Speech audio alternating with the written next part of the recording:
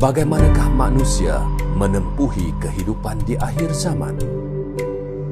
Akhir zaman penuh fitnah. Hanya iman dan takwa penyelamat ummah. Tanpa iman dan takwa yang utuh, manusia pasti gagal menempuhi kehidupan akhir zaman. Menjadi kerisauan baginda bagaimana umatnya menempuhi kehidupan akhir zaman. Nantikan kupasan lanjut peristiwa akhir zaman daripada Ustaz Wadi Anwar.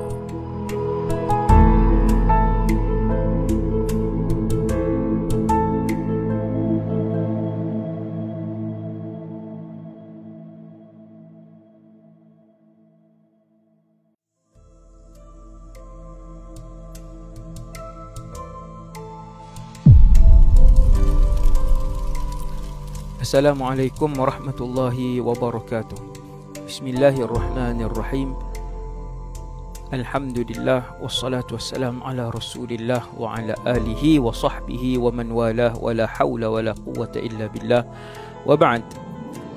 Tuan-tuan sidang penonton yang dikasihi sekalian, kisah hidup akhir zaman. Sampai pada episod yang ke-55. Kita menceritakan tentang tanda-tanda kecil kiamat. InsyaAllah saya cuba untuk himpunkan kesemua tanda-tanda kecil kiamat yang sahih, yang hasan dan yang boleh diriwayatkan walaupun dhaif. Para penonton sekalian, kali ini kita sampai pada tanda kiamat yang ke-84, iaitu Nabi kata antara tanda kiamat ialah melimpah ruahnya harta. Dan tiap-tiap orang ada limpahan harta yang melimpah ruah itu. Tiap-tiap orang ada harta yang banyak itu. Realiti 2025, manusia mengecap kemewahan. Ada yang ada 5 biji rumah, 30 biji rumah, 2 biji rumah, sebiji rumah. Manusia dah rasa kemewahan makan. Ramai di kalangan manusia rasa kemewahan makanan, pakaian, rumah, harta. Tetapi tak semua. Tidak semua. Yang Nabi bagi tahu dalam hadis ni ialah semua manusia akan kaya raya, melimpah ruah harta. Ini tajuk dia. Dan tanda kiamat yang ini, yang 84 ni, akan berlaku sepenuhnya. Dia baru dalam perjalanan. Kan, tuan-tuan, dulu satu kampung, 40 tahun yang lepas, nak cari satu kampung yang ada kereta sebiji pun susah, betul tak? Kalau hari ni, satu kampung hampir semua rumah ada kereta. Kalau yang tak ada kereta tu, pelik sangat. Okey. Maksudnya kita ke arah apa yang Nabi sebut, iaitu satu hari nanti semua orang ada harta yang melimpah ruah. Kita baca dulu hadis daripada Abu Hurairah radhiyallahu anhu bahwasanya Nabi SAW bersabda. Hadis ni riwayat Imam Muslim dan Bukhari. Dan Al-Imam Bukhari.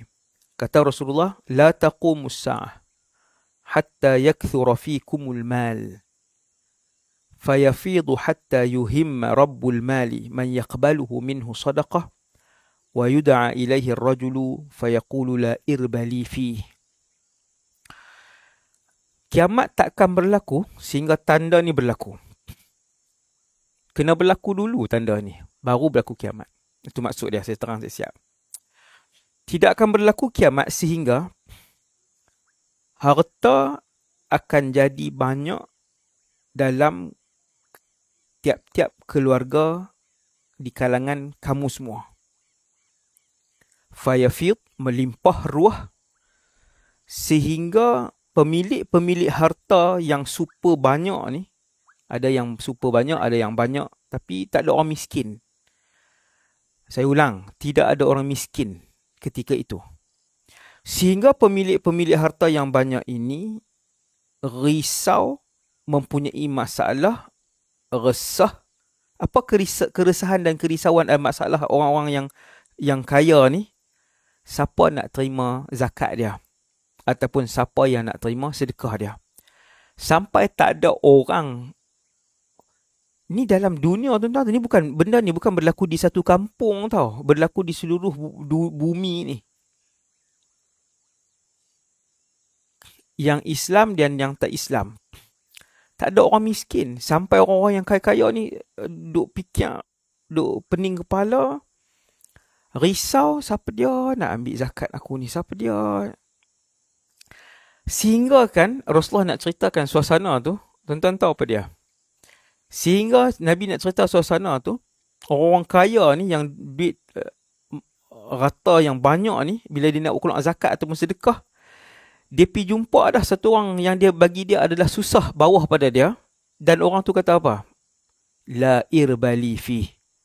Aku tak ada keperluan dengan duit tersebut. Bukan sombong, sebab orang yang disangkakan agak susah sikit tadi ni, bawah pada hak super kaya tadi ni, yang disangkakan memerlukan itu pun dia kata la hajatali fi, la hajatali fi. Aku pun tak. Bahasa kita hari ni apa tahu? Saya pun banyak dah ni. Macam tu. Saya pun banyak dah ni, tuan. Tuan maaf saya tak ambil kot. Tuan-tuan, hari ni perkataan ini belum berlaku. Suasana ini belum berlaku sebab di negara antara yang paling kaya di dunia pun, Amerika Syarikat, ekonomi paling kuat di dunia pun, ada berjuta yang orang susah, miskin, homeless, juta. Kalau campur kan. Ayat la hajatali fi, saya pun banyak dah duit ni, tak perlulah ni, tak perlu lagi takat ni. Ayat ni tak ada, dan nanti akan berlaku. Bilakah suasana ini akan berlaku? Jumhur ulama kata, ada pendapat kata suasana ini dah pernah berlaku. So tanda kiamat kecil ni, sebahagian ulama kata dia dah berlaku, iaitu zaman Sayyidina Umar ibn Abdul Aziz. Dulu, selepas Nabi wafat, naik Abu Bakar, Umar, Uthman, Ali. Kemudian naik Sayyidina Ali wafat, naik dinasti Umayyah. Lebih kurang 100 tahun, dinasti Umayyah. Kerajaan Islam juga berpusat di Syria.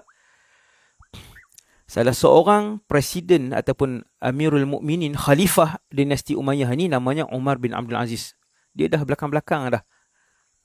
Khalifah belakang-belakang dah untuk dinasti ini. Zaman beliau ramai, sangat-sangat ramai orang kaya. Sebahagian ulama kata sudah berlaku hadis ni, maka dah berlakulah bagi mereka tanda kecil ini. Dan pendapat yang ramai di kalangan ulama kata tanda ini belum berlaku, tetapi akan berlaku pada zaman nanti. Hari ni 2025 kan? Belum berlaku, iaitu nanti akan berlaku, iaitu pada ketika munculnya tanda besar kiamat. Iaitu pada zaman Al-Imamul Mahdi dan Nabi Isa ibn Maryam. Waktu dua orang ni, ketika mana dua orang ini memerintah muka bumi ni, akan berlaku limpahan keberkatan, seterusnya limpahan harta, emas, perak dan harta yang begitu melimpah ruah sampai tak ada orang mau dah atas bumi ni. Semua berkata, tak apa, saya pun banyak duit dah. Zaman tu, iaitu pada zaman bumi ni diperintah oleh Nabi Isa ibn Maryam dan Al-Imam Muhammad ibn Abdullah Al-Mahdi. Kita tengok tanda kiamat yang seterusnya, yang ke-85, iaitu berkait dengan yang limpahan harta benda tadi. Tuan-tuan nak tahu macam mana limpahan harta benda tadi, banyak mana?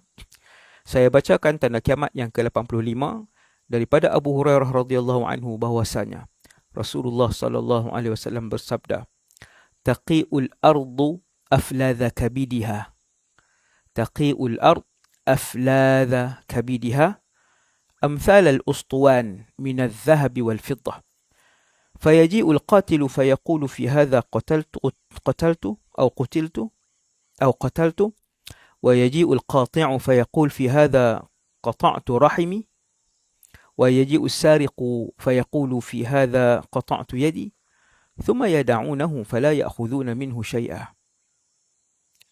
Tuan-tuan tengok apa Nabi beritahu. Hadis ni riwayat Imam Muslim. Tak masuk akal. Tapi ada related dengan hadis yang tanda kiamat yang 84 tadi. Iaitu bumi akan memuntahkan, mengeluarkan treasure daripada perutnya. Emas duduk di mana? Bawah ke duduk di atas pokok? Kau duduk di atas tanah? Duduk di bawah kan? Emas, perak, logam-logam yang mahal ni duduk di bawah. Maka Arab sebut taqiul ard afladh kabidiha. Bumi mengeluarkan. Kali ni tak perlu teruk-teruk nak gali dalam dia, bumi sendiri. Allahu Akbar. Sebahagian para ulama kata bumi itu sendiri. Kita pergi berjalan di kampung tu tengok keluar kan. Pergi ambil je kutip. Emas perak. Ataupun sebahagian ulama lain kata kena lombong juga, tapi kali ni lombong dia keluar dengan begitu banyak, dengan mudah dan banyak. Sekarang ni 2025 kedudukan logam yang mahal-mahal ni, mineral apa semua ni, dia setengah-setengah negara. Negara ni ada, negara ni tak ada langsung sebagainya. Paling banyak di Afrika lah, benua Afrika. Akan datang nanti ni, keadaan ini yang saya baca tanda kiamat yang 85 ni, yang ada kena mengena dengan tanda kiamat 84 tu, di banyak tempat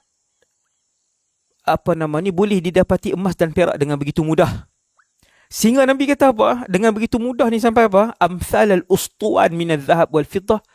Sampai emas perak ni yang dikeluarkan oleh perut bumi ni, dimuntahkan oleh perut bumi ni, sebesar tiang-tiang, bongkah-bongkah emas perak.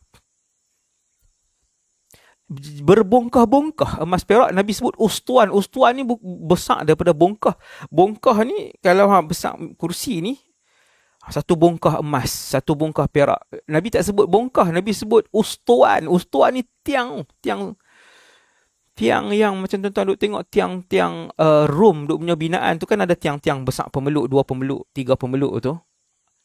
Subhanallah. Emas perak akan dimuntahkan oleh bumi. Waktu tu manusia zaman itu akan jumpa. Ketika tu pencuri kata apa? Pembunuh kata apa? Aku sanggup mati lah kalau nak dapatkan ni. Lepas tu orang yang dahulunya sering memutuskan silaturrahim disebabkan harta benda, dia akan kata, aku sanggup putih adik-beradik kalau demi harta yang banyak macam ni, emas perak yang banyak macam ni. Entah. Dan pencuri kata apa? Aku sanggup kena potong tangan pun tak apa kalau harta sebanyak ni. Kemudian jadi apa? Nabi kata, thumma, kemudian yada'unahu fala ya'khuduna minhu syai'a. Tak ada siapa ambil pun sebab terlalu banyak. Pemutus silaturahim pun tak ambil, pencuri pun tak ambil, pembunuh pun tak ambil. Awal-awal itu disebabkan ketamakan dan sifat mereka yang begitu sebelum tu, tapi bila keluar tu mereka pun tinggal sebab harta tu terlampau banyak. Allahu Akbar. Allahu Akbar. Itu suasana yang berlaku pada zaman itu, iaitu disebutkan oleh sebahagian ulama ataupun majoriti ulama sebut pada zaman kemuncak keberkatan alam, kemuncak keberkatan Allah Ta'ala keluarkan daripada semua bumi ini, keberkatan dia, iaitu pada zaman pemerintahan Nabi Isa ibn Maryam dan Al-Imam Mahdi. Saya rasa sekadar tu dulu untuk renungan kita, tanda-tanda kecil kiamat. Wassalamualaikum warahmatullahi wabarakatuh. Assalamualaikum warahmatullahi wabarakatuh. Kepada para penonton di sana, jangan lupa subscribe channel YouTube rasmi kami, Ustaz Wadi Anwar Official, supaya anda tidak ketinggalan video-video dan ceramah-ceramah terkini saya. Semoga kita mendapat manfaat. Terima kasih. Perjalanan kehidupan manusia dalam menghadapi cabaran akhir zaman. Bagaimanakah manusia menempuhi kehidupan di akhir zaman? Akhir zaman penuh fitnah. Hanya iman dan takwa penyelamat ummah. Tanpa iman dan takwa yang utuh, manusia pasti gagal menempuhi kehidupan akhir zaman. Menjadi kerisauan baginda, bagaimana umatnya menempuhi kehidupan akhir zaman. Nantikan kupasan lanjut peristiwa akhir zaman daripada Ustaz Wadi Anwar.